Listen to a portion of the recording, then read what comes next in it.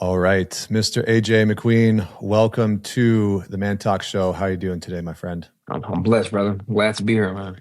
Yeah, I mean, for those of you that are not familiar with AJ's work, I was telling you that I stumbled across your music, your art on Instagram, and was immediately struck. And just like your lyrics and what you were talking about in your music really hit with me. And then I kind of went down a little bit of a rabbit hole, AJ McQueen rabbit hole. And I watched a couple of interviews and I was like, I think I want to sit down with this guy and just have a conversation and kind of get to know you and hear a little bit more about your life. And so here we are. So thank you so much for taking the time with me.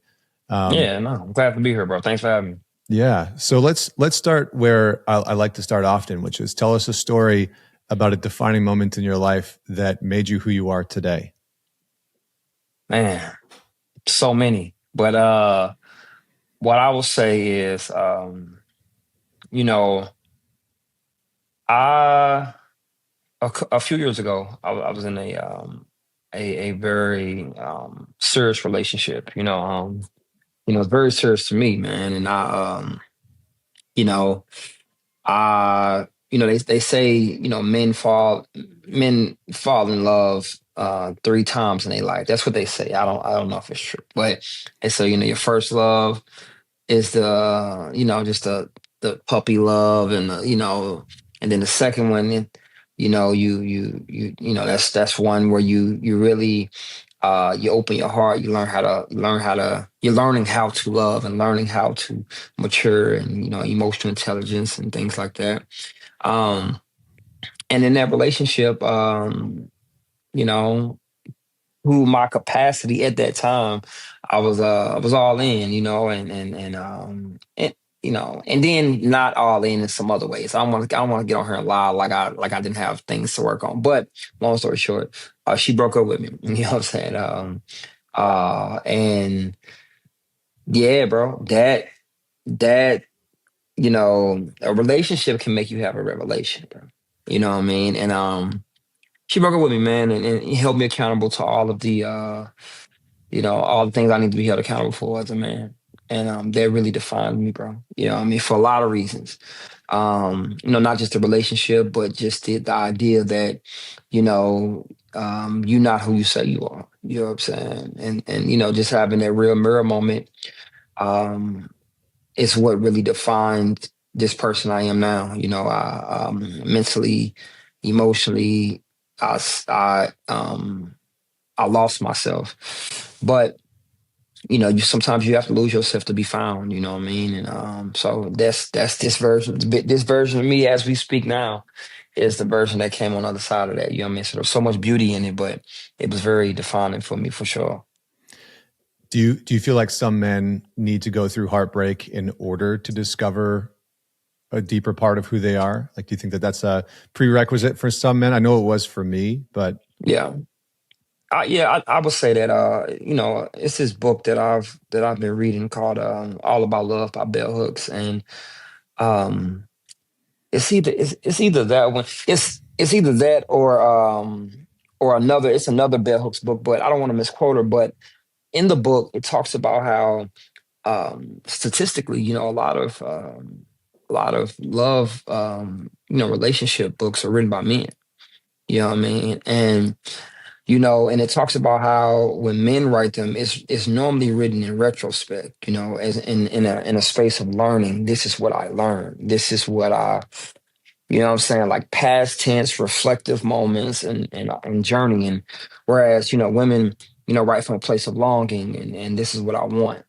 You know what I mean? So yeah, I would say, it would be beautiful to be able to say, we can grow and we can evolve as men without, heartbreak, and without bumping our head a million times and getting it wrong so many times. But I don't think that would be. I just don't think that that's the path. You know what I mean? For us as men. So I would say, yeah, it sucks that pain has to define us. Mhm. But it does, in hopes that pain is not a pain that is final, right? Like, in hopes that this is a pain that we can grow from, we can learn from, and we can get another chance at it. Yeah. You had a line, I don't remember if it was from one of your songs or from an interview that I watched, and you said, "Why am I always treating sex like drugs? Addicted to the feeling." And I was like, oh, Yeah, you bro. just like hit my 20s. Bro. Can That you, song Anxiety. Yeah. Yeah. yeah, that's what it was. Can you just Yeah. dig into that for me? Because I think for a lot of men, that's very relatable. Yeah, bro. Yeah. You know, um, and that line for sure, that was really me just purging and again, being vulnerable. And what I've learned just through my journey, as a man, when it comes to sex is um my lack of discipline. You know what I mean? And it's important that I spoke on that, because not only for myself to be able to release and just to be honest about my journey, but um inadvertently it was so many. I mean, it shook the world up. Even that line, I didn't, at the time when I was writing it, I had no idea. I was not sitting there saying, "Man, I know when I say this, they gonna." No, I thought people gonna look at me like a weakling, like somebody that's like, "Man, why don't you, bro?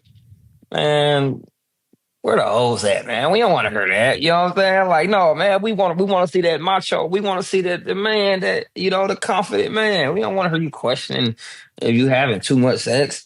But I'm glad that I said it, bro, because man, I was exposed to sex early in my life, bro. Like, I think I was 7, bro, and I think I walked. I think I either yeah, I walked in on like I think it was like it was either a friend or somebody. They was watching something they shouldn't have been watching. And as a child, that's what exposed me. So I wasn't exposed to sex in a healthy way. And a lot of us men aren't. Not in a healthy way. You know what I'm saying? I mean, of course, it'd be nice to have the birds and the bees talk and somebody to tell you, not just, I'm talking about being responsible physically, but being responsible mentally and spiritually. You know what I mean? I don't know if there's talks like that. I definitely didn't have one, you know what I mean? And so being exposed to sex so early, that mixed with no parental advisory, mixed with just untamed hormones. You know what I mean? You become a sexual creature. You know what I mean? And the crazy thing about my whole story, bro, is with everything I just said, I didn't have sex till I got married. I got married at 19. You know what I'm saying? I got married when I was 19. So with everything that I'm saying, I held a gun before I held a woman. Hmm.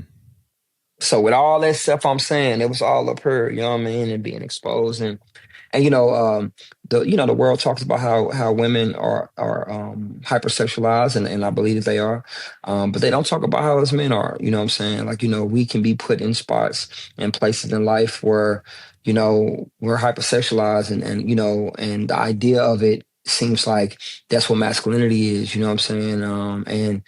And we have to go on our own journey, bro. And there's not a lot of grace in the area. You know what I'm saying? It's not a lot of grace in the area. The music, the movies, sometimes the men that we are around or the environment makes us feel like we have to rise and show up in this way. And with my music, my goal is to be able to create a safe space for men to be men, man, like, and be honest about where they are. So when I said that, you know what I'm saying? Like, I'm treating sex like drugs. You know what I'm saying? I'm addicted to the feeling. I ain't even done healing. Straight up. Like, that was just a honest line. And I literally, when I wrote it, thought about scratching it out. Cause I'm like, I don't know if I should say that, but bro, I just left it there, man. And it's been able to help so many people and let them know that I'm just like them. Hmm. Yeah, it's like sex can kind of be. Have you ever heard of the term copium? Yeah.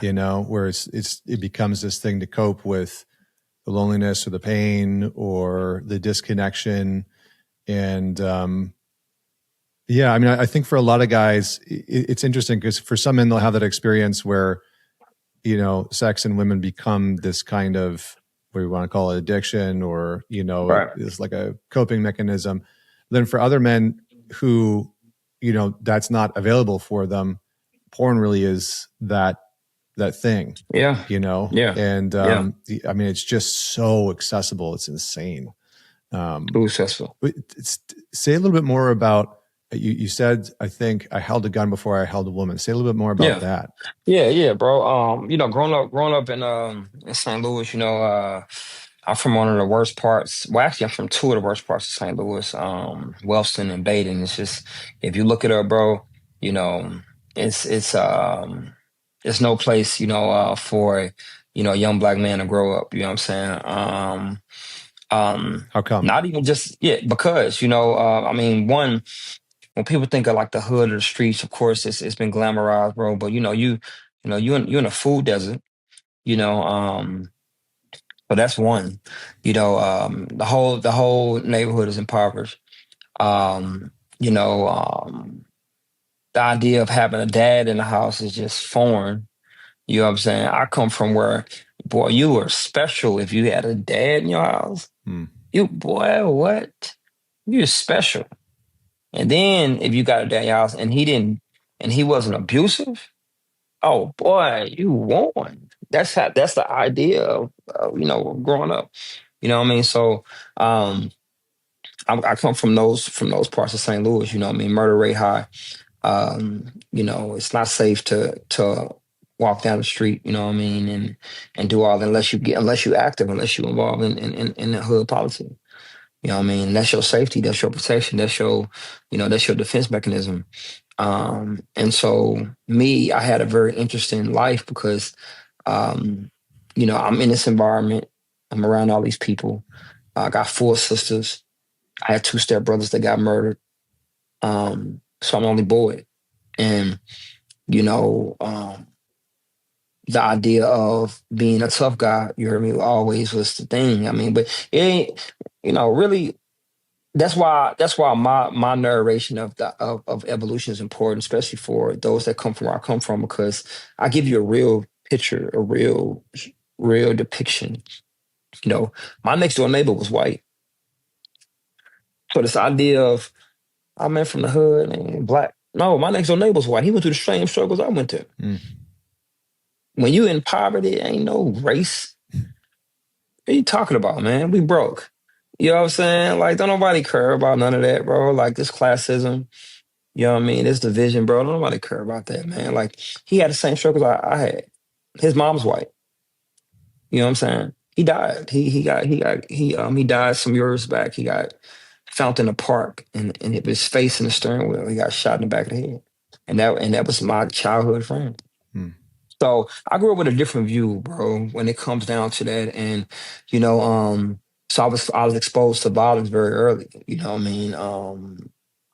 Guns, the idea of guns and survival was all I knew at a young age. You know what I'm saying? So I was exposed to gun before I was exposed to women. I would see women. You heard me? But my mom was abused when I was a child. We were abused too. I was abused. My sisters were abused. Um, Two of my sisters we were abused by my mom's boyfriend, and so you grow up in toxic masculinity with no outlet. You know, guns, survival. But you growing up, bro. The first interaction I had with a woman, I think I was 13, bro. Uh, just after a basketball game, you know what I'm saying? She was like 2 years older than me. So it was like, we went to the same school, yeah, we was in junior high. So she was like a grade higher than me or something like that. And we was at the house by herself and she attempted to you know, want to be sexual with me, but imagine this dude who, again, if you go see me in the hood, I'm around murderers, I'm around like selling drugs. You know what I'm saying? I'm around these people, but I didn't even know how to be vulnerable enough to hold a woman without the idea of doing what my mom's boyfriend does to her, beating her, because it all sounds the same through a room. Through a room, sex and violence sound the same. Mm. The screams sound the same, bro. The yelling, And without an interpreter, I'm like, oh, I don't want to. So the first interaction I had with her, bro, I freezed up, bro. I freezed up. She couldn't understand why my nature wouldn't rise the way it should. No, because I was scared. And, as a man to be able to say that, especially you in the hood, you scared? Scared of what? To be vulnerable, to be open, to be anything other than the idea of what manhood is to this group of people that, you know, probably won't make it out of hospital. Mm. You know what I mean? So that was my first interaction, bro. And then I got shot shortly after that. And I got sent away. So it never, and then getting shot made me more insecure than I already was. And, that just went into my teens and my adulthood, bro. And that was my journey, early on. It's wild, man. I mean, I appreciate you sharing all that. And I mean, I just, it's hard, I think, for many people to have context for that type of environment. And I'm curious, like looking back at it in hindsight, how did it shape your vision or your view? I mean, I think you're giving clues to it, but how did it shape your vision and your view of what it meant to be a man? Like as you were growing up as a teenager, what was younger AJ looking at what it means to be a man? Like how did that come about? Um, it was very interesting, man, because my mom's boyfriend, again, very abusive, man. Very. He would like when I say I was abused as a child, I was abused. Like I'm not talking about like some like whoopings and this new age abuse. These days you yell at you yell at a kid. They say you abusing me, man. No, I would beat where I couldn't sit down. I've been hit with guns. I've been hit with weapons. I was hit with the end of a hammer. Not the metal part, but the wooden part. Just he would make weapons out of anything, and try to break my soul. And he would lock us inside the house. So how you have to have a key to lock the door when you leave. We had to have a key to unlock the door to leave. Mm. So we were locked in the house.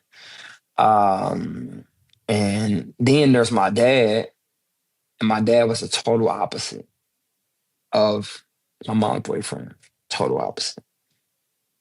My dad never put his hands on me, never cursed at me, you know, would hug me, tell me he loved me 1,000,000 times a day. you know, it was, he was a giver. Um, he never disrespected my mom in front of me, ever.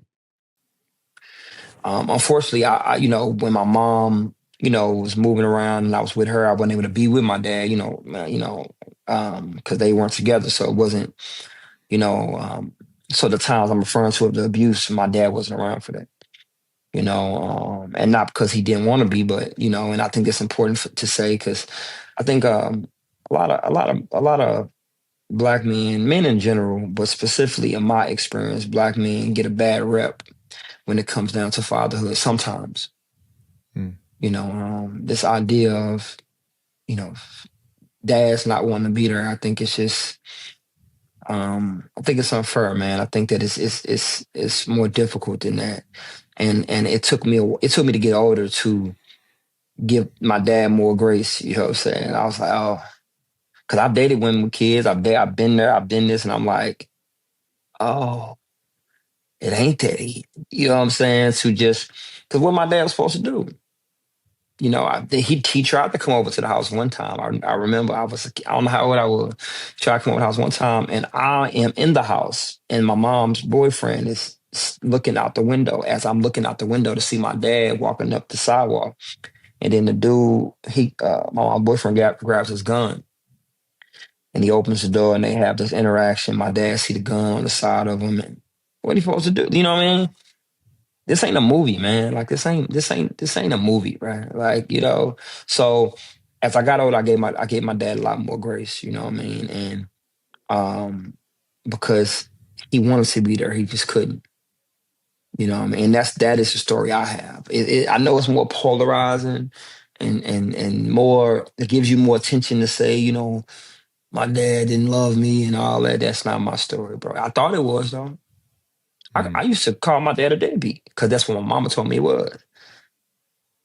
And I think it's just unfair, man. And the way we love our moms can sometimes be unfair to our dads, bro.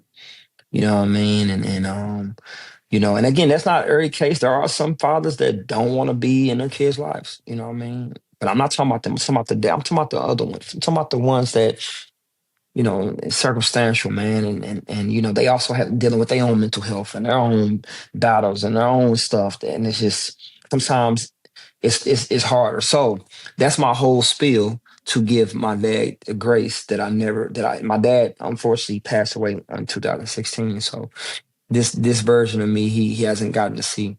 Um mm, but my life has been interesting because though I saw the toxicness, I come from the streets, I come from all of that, bro. As I get older, I'm more like my dad. You know what I'm saying? I'm more gentle, patient, uh, you know, graceful. Um, and I thought I was gonna be like the other men because that's what I saw. You know what I mean? And but I think it's a telltale story to as men we can unlearn and relearn. You can unlearn, man. You don't have to be, this idea of being a product of our environment is what we told, especially as little black boys, our whole life, bro. You know what I mean? And basically telling you, look, this all you can is it. This all you can be. You know what I'm saying? This you either gonna do this or do that. You know? And but I broke the odds, bro. You know what I'm saying? I defied the odds. And my story is living proof, man.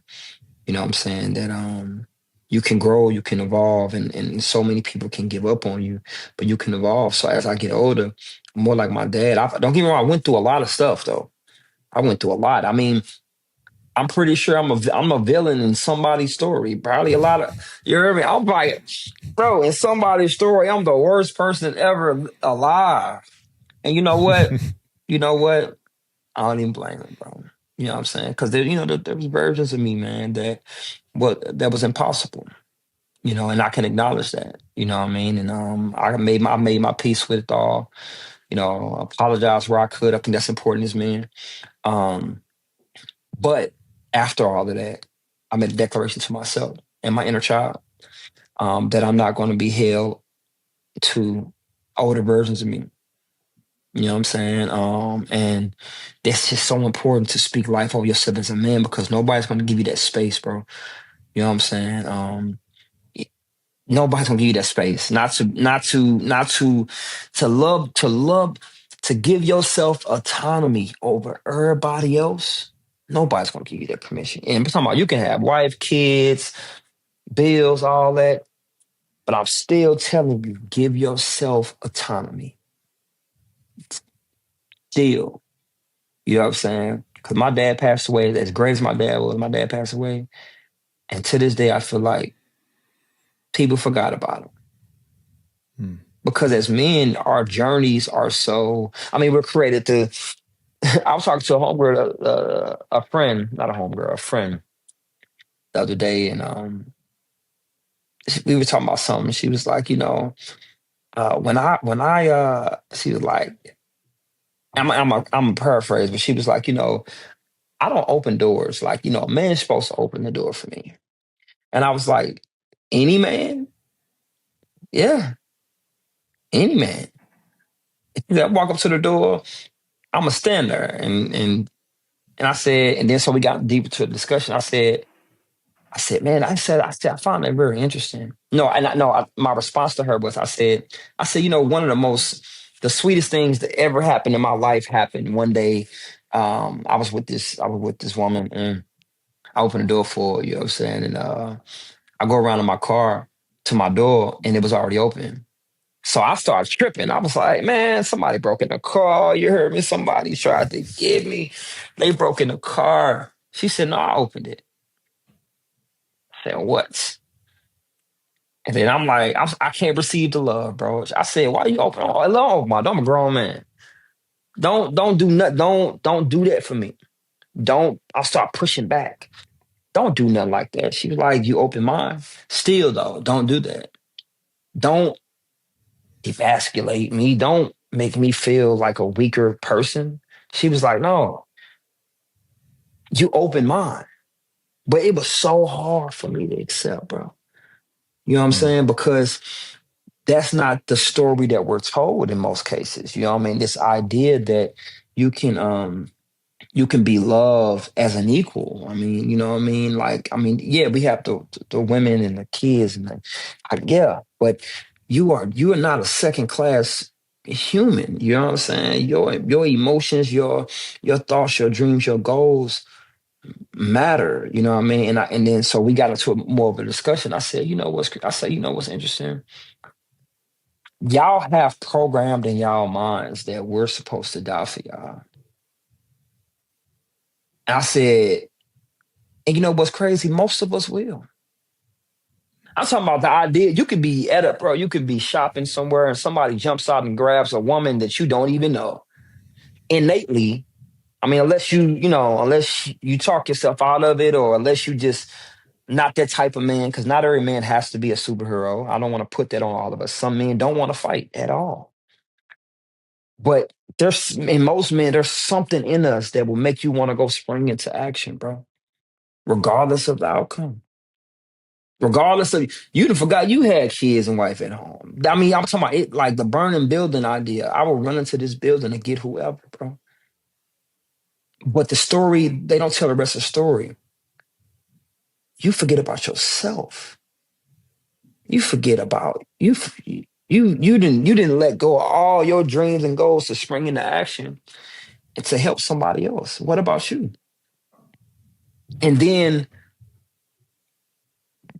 and then for us that find it hard to even let other people in and vulnerably and let them help us and let them. How are you living, bro? How are you Mm. operating, man? How you doing it, man? How are you out here every single day, bro? Just going. Without, and if you don't have your mental health, set up, you don't have a therapist, you don't have a mentor, you don't have a relationship with God, you don't have this the things you do for your own self care and the things you love to do for yourself. Bro, how are you able to operate, bro? And how long can you do this? How long can you keep this up? You know what I'm saying? What are you suppressing? You know what I mean? What's your outlet, bro? How? And I think that that's important. And as a man, that's a place where I've gotten to. I've gotten to that place, bro, where I give myself ultimate autonomy. And I didn't even notice this place existed, bro. I didn't even know. I'm talking about the autonomy that doesn't attack somebody else's, of course. But I'm just saying, like the most powerful words, I've been using some powerful words lately, bro. First powerful word, no, with no explanation. No, Mm. no. AJ, can you? No. I didn't even know I could do that. I know I didn't even think I felt like I guess that's just not I can't do that. I have to go above and beyond and beyond and beyond and beyond. And then the other word I've been using is okay. Somebody say something, "Ooh, okay. I've accepted it. Okay. We're not finna do the whole tango. I'm not about to get out my body as a man. I'm not about to get angry. Okay. And the third one, which is one I've been using for like over 10 years, is small thing. And the way you use small thing is somebody can say, hey man, thank you for doing this for me. I appreciate whatever. And you could be like, small thing, bro. Or your girl could be arguing and yelling at you and whatever. Small thing. Hmm. Or you could be going through, it could feel like the world gonna come down on you. And you just, small thing. What small thing means is this is not bigger than God. It's not bigger, it's not that I'm about to take this and shrink it to where I can handle it. Hmm. Small thing, man. Small thing. And that's really how I've been operating. Reminds me, it's like, do you know the bodybuilder Ronnie Yeah, Coleman? Ronnie called me. Yeah, yeah. Yeah, right. He used to just like yell out lightweight. And I was Yeah. like, bench pressing like 600 pounds, lightweight. It's like, oh my Yeah, God. bro. But that's, yeah, I love that concept because it's, I think for a lot of us as men, I mean, I've been working with men for a decade. And one of the things that I've come to see in men from every walk of life all over the world is that we interact with the world from this place of assuming that it's the same as what we experience inside of ourselves. And for most men, what they experience inside of themselves is real big intensity that feels like it's too much for them to handle. And so they're trying to contain that intensity so that it doesn't spill out on other people. And then that's the framework that we then operate when we relate to anything Right, else, right. is, and it's always this kind of dance of like, is that too big? Is that too much? Is that too intense?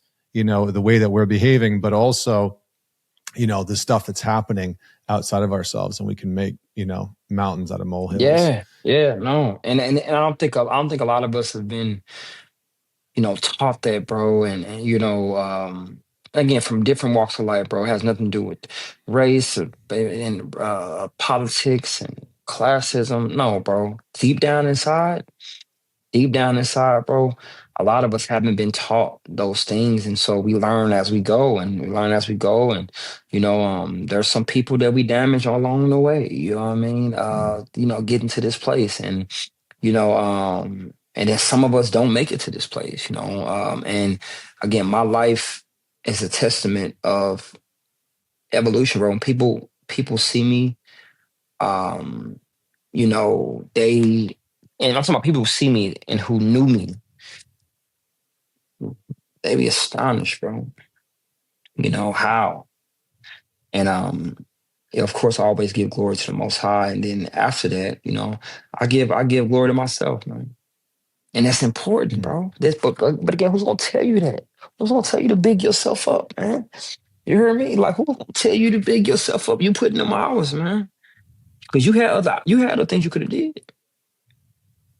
When I know that I can call her over her, even though I'm not done doing what I said I was gonna do.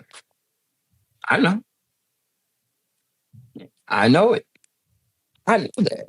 I know that I can go and go do something total opposite and keep my word. I know that. I'm very conscious of that. And so yeah, man, we got to be able to pour back into ourselves, man, and hopefully, we reach a place in life as a man where we are in an environment that um, pours back into us. You know what I mean? This idea of, whether that be a marriage, a healthy relationship, kids, career, something that pours back to you. But how long can you go on without watering yourself and pouring back into yourself? I was telling somebody the other day, this idea of self-love for men is new. You know what I'm saying? It's very feminine. You know what I mean? Like, it's very like love myself. But a lot of us have reached a new level of emotional intelligence. And society is scared of it. You know what I mean? Some women scared of it. So Our, Mm. our vocabulary is different, bro. We saying different words. We staying in the house more. You know what I'm saying? We reading different books. We listen to different music. We using different soaps. You know what I mean? Like, yeah. The Bro, soap, God, that's good. yo, we That's good. using different. Yeah, You know, yeah. you know what kind of The like the soap that has a loofah built bro? into the What? scrubby soap. I want to Mm-hmm. use that Mm-hmm. too. Yeah, give me that one. We using different soaps, bro. They didn't even know we'd even, boy. Yeah, like, and it's beautiful, man, because we deserve to evolve, bro. All of us, man. But we got to stop giving up on ourselves. And that's what my Mm. music and my, my message and, you know, that's what I pray that I reflect, when people come across my, what I put out into the world is that not a perfect man, but a man that refuses to give up, for sure. Yeah, I think that kind of ties into one of the questions that I wanted to dive into with you. I think it was in an interview I heard you say your trauma becomes a springboard, but you have to use it the right way. And then you followed it up by saying our gifts and our trauma are woven in together. Yeah. And I think for the listener's sake, I'd love for you to maybe just speak a little bit to how you've gone about doing that. Because I think for so many men, whether they have trauma or pain or, they just can't stand themselves. I mean, I think, a lot of the guys that I end up seeing, they just really fucking hate themselves. Like there's no two ways about it. They Yeah. just do not like who they are. And that's a hard thing to walk around in the world with. It's like, how are you supposed to love somebody or let yourself be loved by them, like you were talking about before, when you feel fundamentally unworthy of that? And so, can you just share some of the pieces that have led you down that path? Like, how did you go about doing that? Yeah. You know, for me, yeah, as I got shot, bro, I got sent away, so I got like plucked up from like my whole family and I got sent away and I stayed with multiple families, bro, and I really lost myself, man. I lost the idea of self that I was given, you know what I mean? Because it's not you, you know what I'm saying? Until you unpack and repack it, you don't know yourself. You know what I mean? You think you don't know. You know what I mean? Them not your emotions, them not your thoughts, them not your aspirations. That's what society, friends, family, comparison, that's what that has told you to think and want.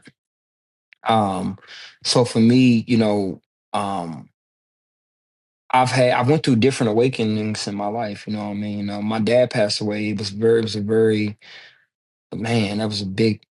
I've only went through depression three three times in my life. Yeah, and one when my dad passed. Two in my last relationship. Well, no, two. So two times, and that was really defining for me. I questioned everything, and I had to rebuild. You know what I'm saying, and allow the Most High to deal with my heart. Um, but I'll tell you, these are the secrets that I've practiced that has helped me get to the place. And these some radical secrets, brother. This some hard shit what I'm about to say. Um, Acceptance, true acceptance. You cannot change something or evolve something until you'll accept it. You cannot. It's literally impossible. How do you change something you don't have? How do you change something that you haven't taken into possession and say, okay, I want to give this back?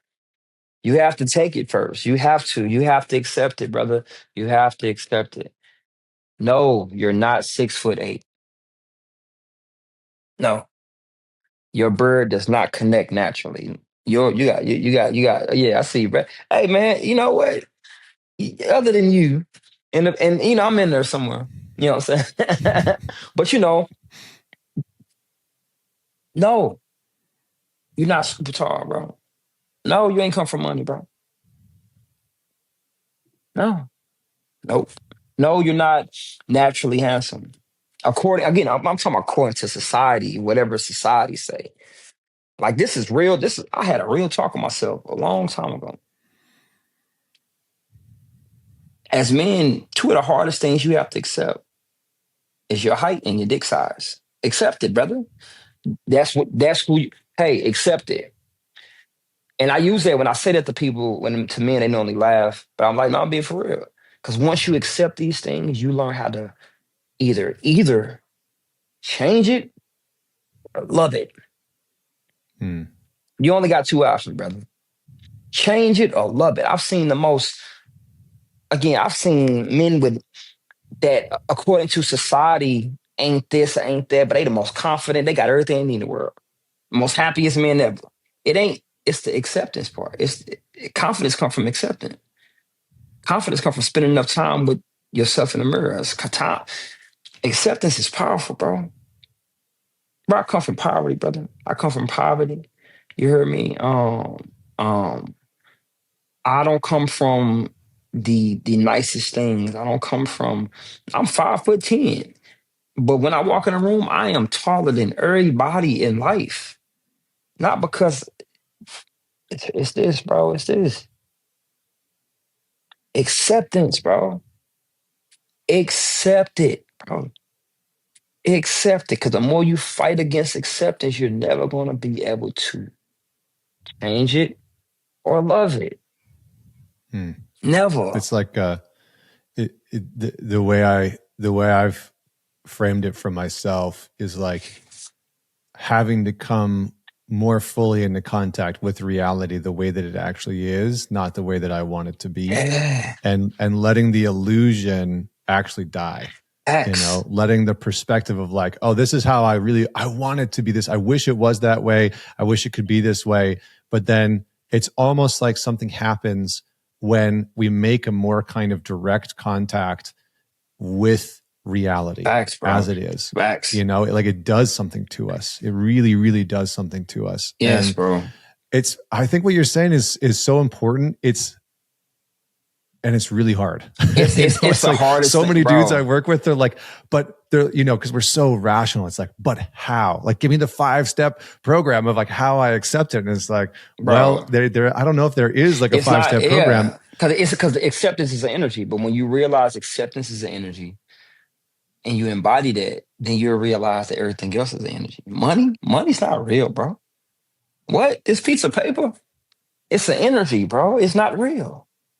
Love is an energy, bro. It's not real. It's something outside of you, but it's something that's in you too. It's something that attracts something. It's something in you that attracts something else. Once I realized, I said, "Oh, hold on. So I can go anywhere I want in this world." Now, the getting there, the practical part, yeah, that's a separate conversation, brother. Yeah, but first, before we can get to that part, I think that's what happens to us as men. Like you said, we're rational, but it'll all get jumbled up, bro. And now the what, when, the where, the why, the how is all jumbled up. You know what I'm saying? You got to find the way. What's the way, AJ? Who are you? No, what's the way? Who are you? WAY. Who are you? Man, show me the way. Who are you? You know what I'm saying? Like, it's in you, though. Hmm. I'm trying to direct you back to yourself. Man, show me I'm directing you back to you, because it's all starts with acceptance, brother. Look yourself in the mirror. Listen, man. And have that one, you want to cry about it, get that one cry out. I'm talking about that deep cry about it. I ain't saying don't cry about other things in life, but the cry of acceptance is a hard one. Hmm.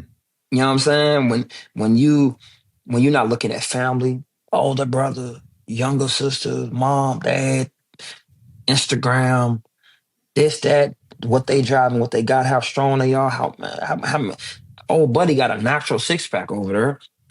He got a natural bird over there. He's naturally 7 foot tall. He naturally get the women. Naturally, naturally, naturally. I'm finna sit there and accept all of it. Yeah, I am. Yeah, I don't come from money. Yeah, I wasn't born in on an island somewhere where I would prefer to be.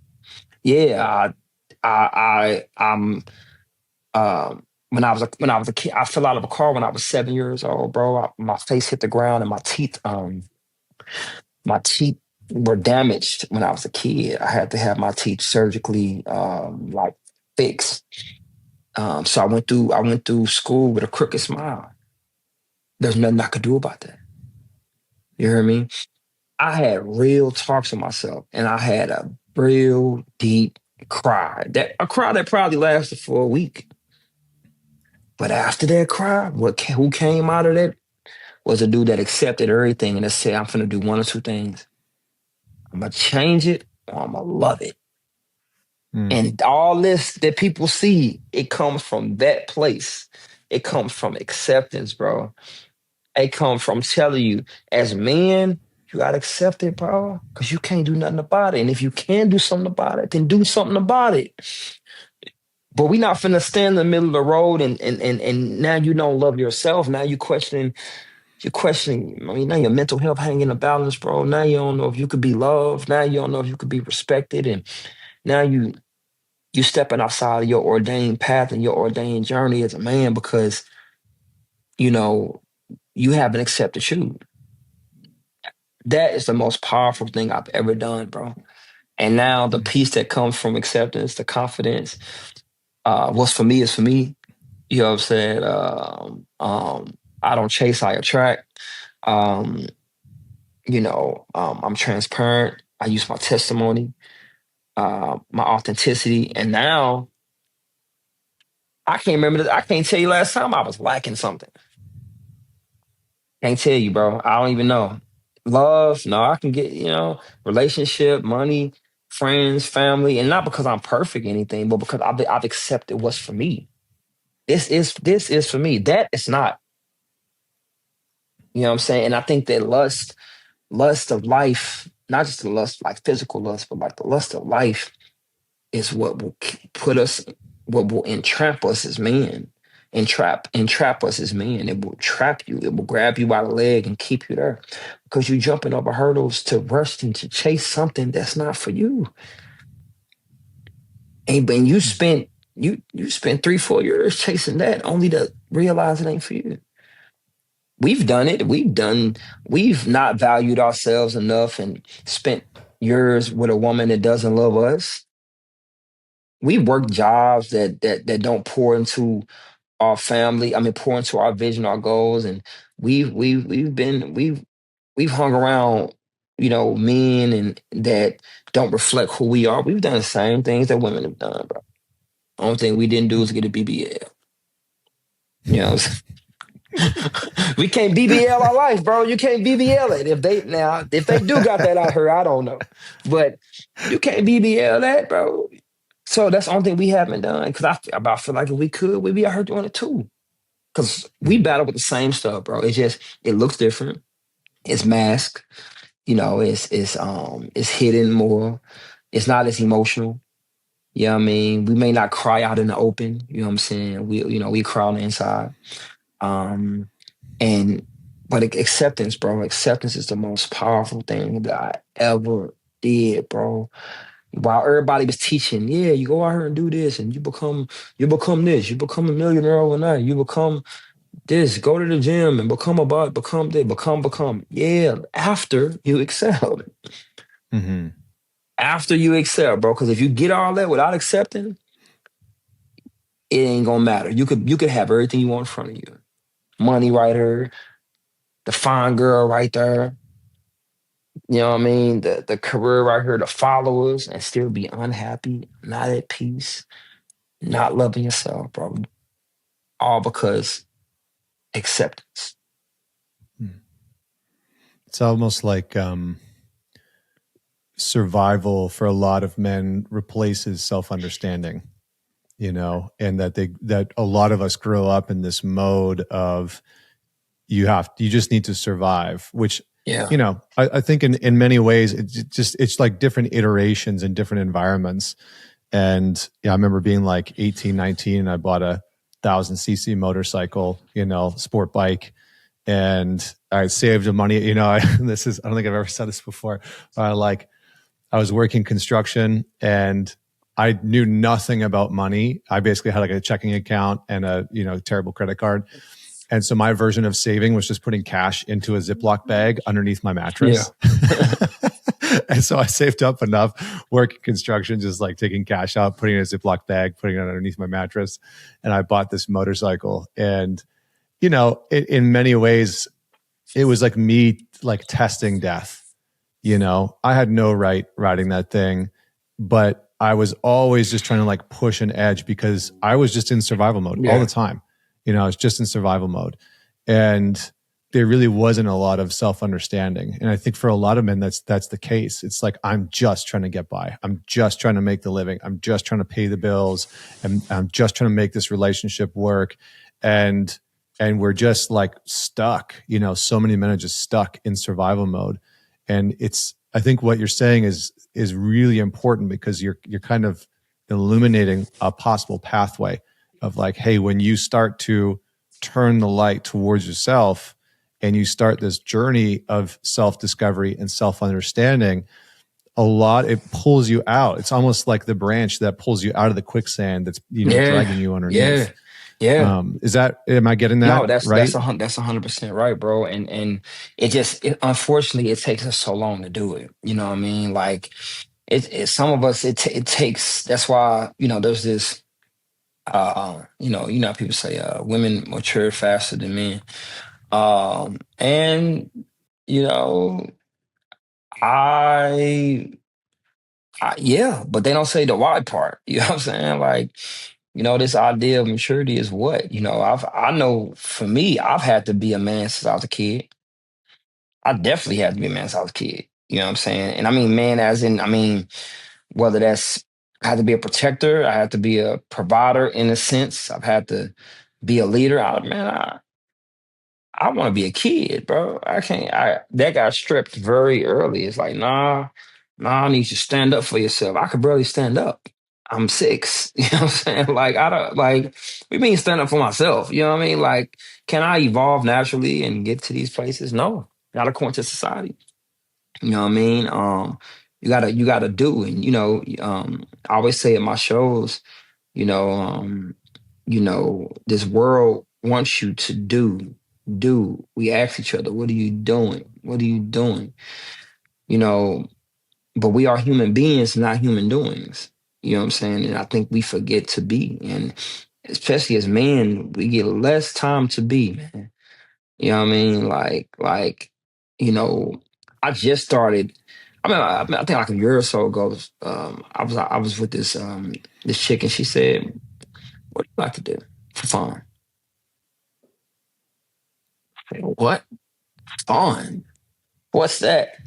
You know what I'm saying? And she was like, "What do you like to do?" And I really, bro, had to think about that.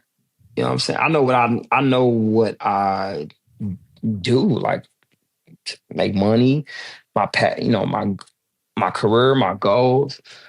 Outside of that, bro, I don't know. You know what I'm saying? Like, you know, and I really had to sit with that. I think a lot of men, we lose sight of that. Some of us come into it later on, you know what I mean? And again, I just pray that we are, when we come into it, that we're around the right environment to help us water that. Because if not, then we can start feeling inadequate. We can start feeling inferior. We can start feeling invaluable. You know what I mean? Because what was once fun is like, you get into the wrong environment and they'll make you think that you not doing something right. You know what I'm saying? Because you're not producing enough, or you ain't got enough money. You know what I'm saying? You ain't doing this enough. You're not doing this enough. It's like, man, I just found my footing. You know what I mean? So that survival mode is important, man. And um um we get to a place, I'll speak for myself, get to a place where I'm at now is I finally reached that place. I'm 36 though. I just got here.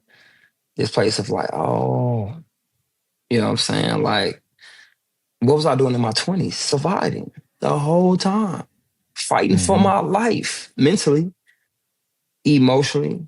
Because people get it twisted. It's not about money. Bro, I've met people so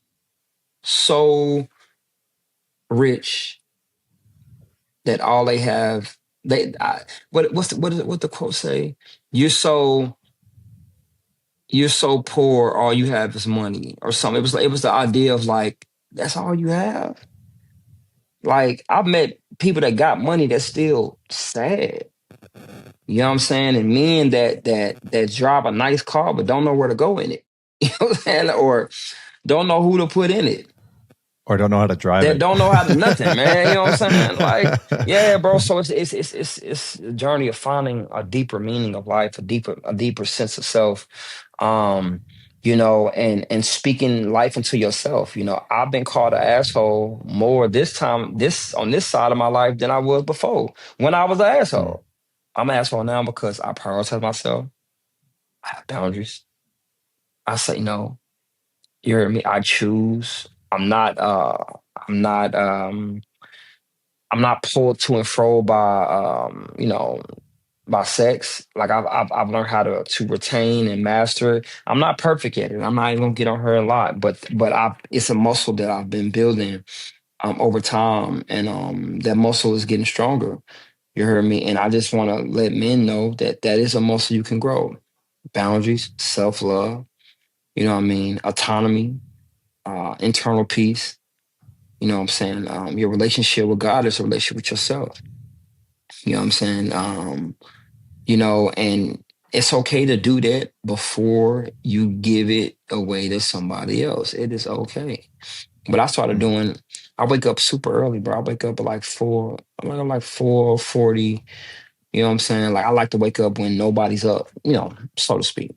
I know there's people up, but um, and that time is for me. I don't pick up my phone. I don't want to talk to nobody. I don't see nobody. That time for me. When I do have kids and a wife, I'm gonna do the same thing.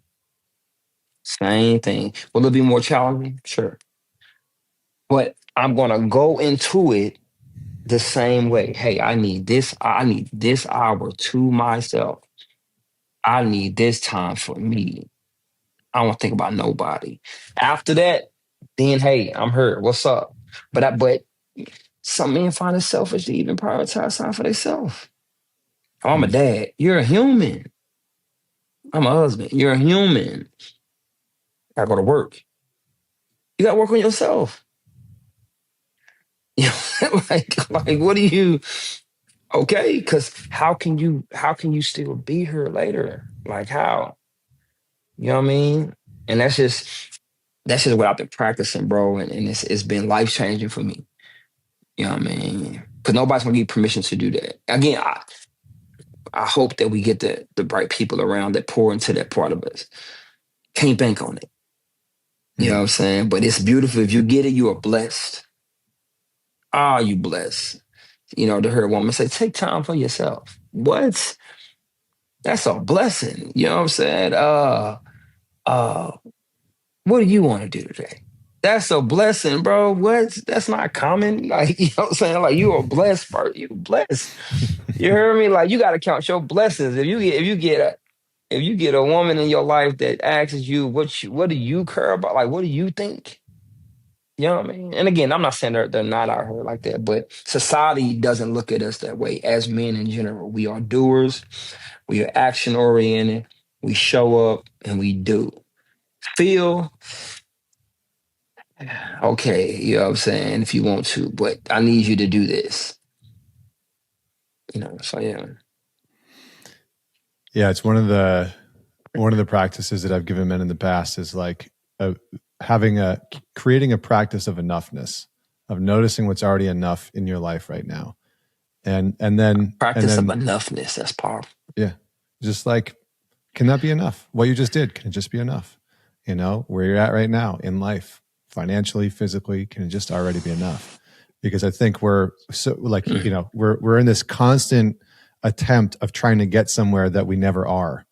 And that's the state that most men are in. We're trying to do our way into being somewhere that that we're not in the moment, but it never arrives because we get there and we have another thing that we need to do, Yeah. and it's never enough. And it's shocking for how many men, they're not enough, their life's not enough, they can't lift enough, they don't have enough money in the bank. It's like there's no enoughness that exists in their life, and it's tragic. I mean, I think for a lot of guys, it's one of the reasons why they really, really struggle. It's like nothing's enough in their life. And I think many of us are raised like that, Hmm. and there's a whole other conversation about why that is. And sometimes it's useful, to push ourselves. But I do think that there comes a point in life where that mode of operating has a net negative impact on your I soul agree.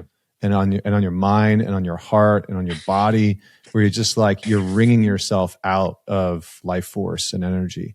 And And and with that, what happens even inadvertently, we project. So now, because you don't feel like you're enough, we project that onto those around us. You know what I mean? I do think that a lot of the things that society has going on, especially even with women, it's because we're not in our rightful place as men, and seeing ourselves again as enough, as leaders, as loved, so and we tend to project onto the weaker vessels, to where they question the same thing. You know what I'm saying? They change their whole everything, you know what I'm saying, because they don't feel like they enough. And it's like, where they get that from? Us. Where we get that from, y'all. You know what I'm saying? So it's like, it's but I agree, man. I like how you said that though, you know what I'm saying? The spirit of enoughness, because that's something I battle with, I'm always doing, you know what I mean? But the songs and the messages, stuff that I say is how I remind myself. That's how it became songs. A lot of my mm, stuff started as journal entries, bro. I didn't, it's rare that I go in the studio and say, "Oh yeah, I'm gonna make a song that sound like this." No, it starts with something I said to myself, and then I just kept writing, and it came into a song. But I've been practicing that. I've been doing a lot of traveling this year. I've been uh, 6 countries this year. Um, and I just been going, bro. You know what I mean? Just going. You know what I'm saying? I started solo traveling early this year. Um, just go. You know what I mean? Just go see the world, man. You know what I mean? And it's been powerful for me, bro. Coming from where mm. I'm telling you I'm from, 10 block radius, food desert, gunshots, prostitutes, gangs, and to be able to go to a whole nother island, bro, and just put your feet in some water. What? Powerful, bro. So it's so powerful, man. And I thank God for my life, man. It's it has its challenges, bro, because I know that I'm called, I'm chosen for greatness. So it has its days, and where things get heavy. But when things get heavy, I say something about it. I set up a boundary. I communicate. I get vulnerable. This idea of masculinity has become such a a wicked idea to an extent, you know what I mean, to where you're so masculine that you don't know how to nurture yourself, and you know how to, you know, be there for yourself. You know what I mean? And so I'm in that place to where I show up for me first. Me first. What about everybody else? Me first. You know what I'm saying? Me first. And then I promise you, I'm right there for everybody else. But mentally, you gotta check in on you. How are you holding so much space for everybody else? For those that read the Bible, in Genesis, when God created everything, and He created Adam. His first task, his first thing He told Adam was go name the animals. There's this idea that God made man and woman. No, that's not how it happened. Actually, you heard me. He made Adam and then gave Adam some animals said, go name the animals, tend to the garden, tend to the land. And then it was after all of that God was like, I don't see no suitable helper. And then made woman. And the reason why the context is important because it's without it contextually being said, it makes it seem like God was like, okay, cool, man and woman, here y'all go. Nah. And I take that as, when I read that and what I understand from that is, this idea that we have to have a vision and a purpose, first, because it's not gonna make sense after that. And you Mm. can learn on the fly, but just know you're gonna hurt yourself, you're gonna hurt a lot of people, you're gonna take some big losses that you don't have to take if you prioritize your purpose and your passions and your own self first. And it sounds so bad when you say it. It sounds harsh. It sounds anti people. I know, but it's not. It's not. It's actually the most healthiest thing you can do because you're called to lead. You know what I'm saying? You called to lead the people. You called to die for the weaker vessels. So you need a little more than they need sometimes. You know what I'm saying? Yeah, I think it's like the. I really think that in its highest form, leadership from a man is servant based. Yes, bro. And I think it's like, how can you serve others when you are so poorly serving yourself? Facts. And that's a hard lesson I had to learn because I was woefully underserved by myself. I was abusive to myself, beating myself up, treating my body terribly, drinking drugs, da da da da. And it really wasn't until I started to, treat myself in the way that I was attempting to treat other people. That things really started to shift. Yeah.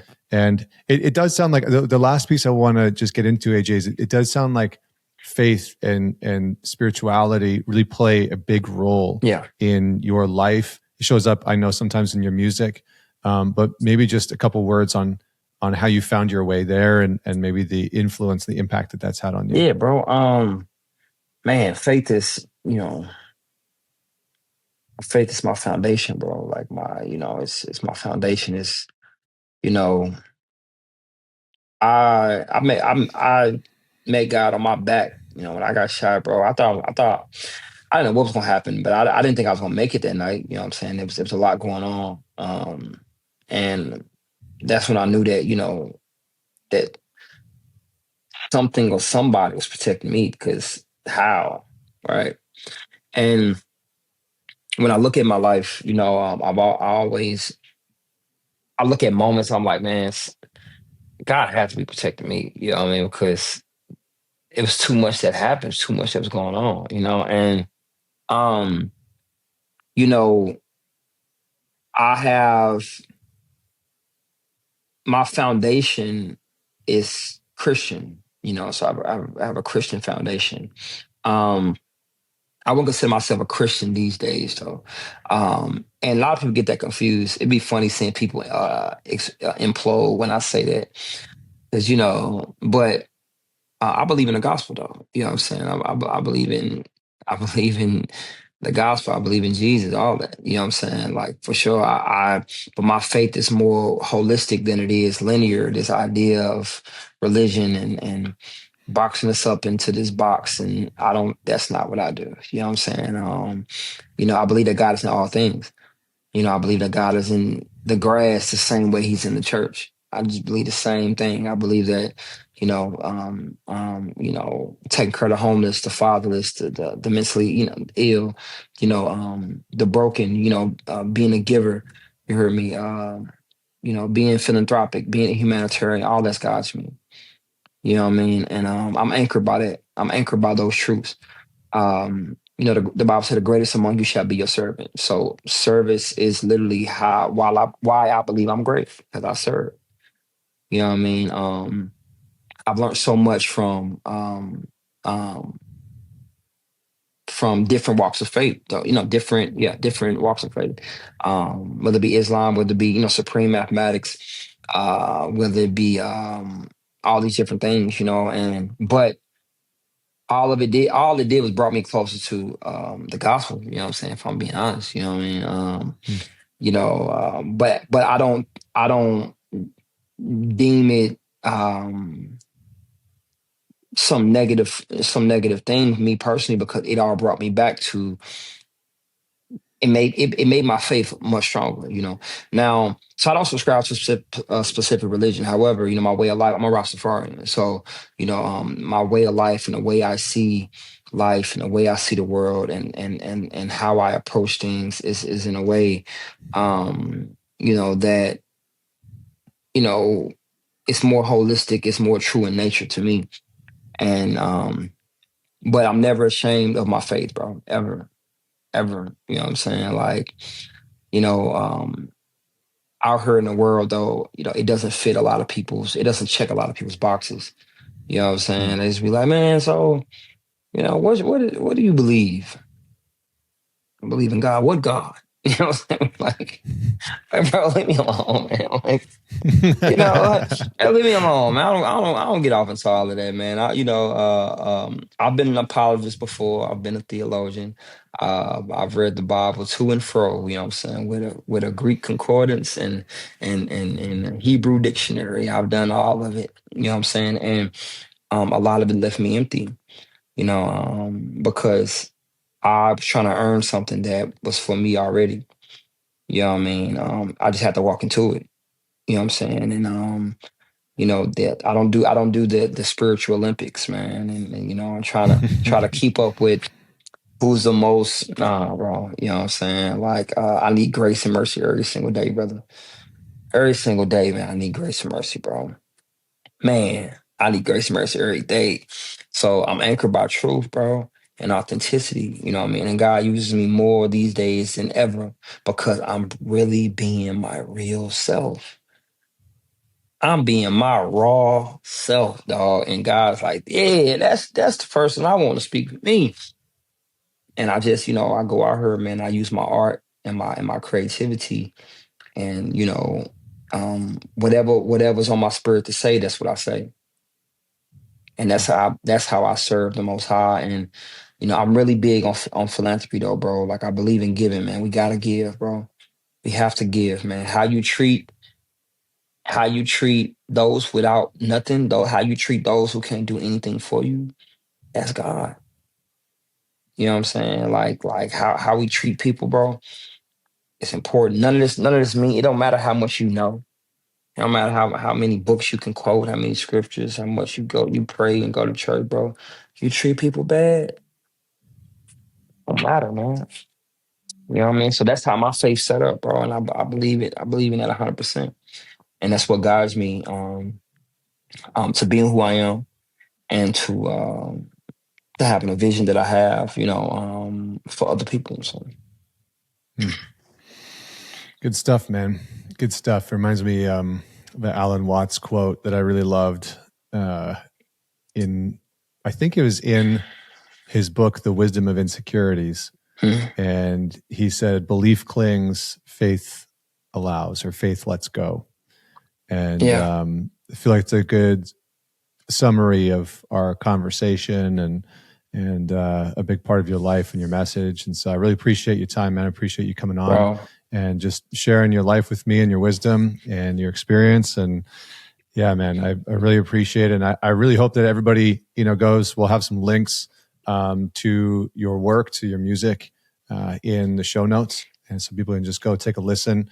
And I really hope that everybody out there man it forward, share this episode, share AJ's music. I really think that he's doing something phenomenal. Thank you, And brother. so, man, thank you so much for Thanks coming for on. having me, man. Thanks for what you're doing You too. got it. Thank Yes, you. sir. Thank you. Peace.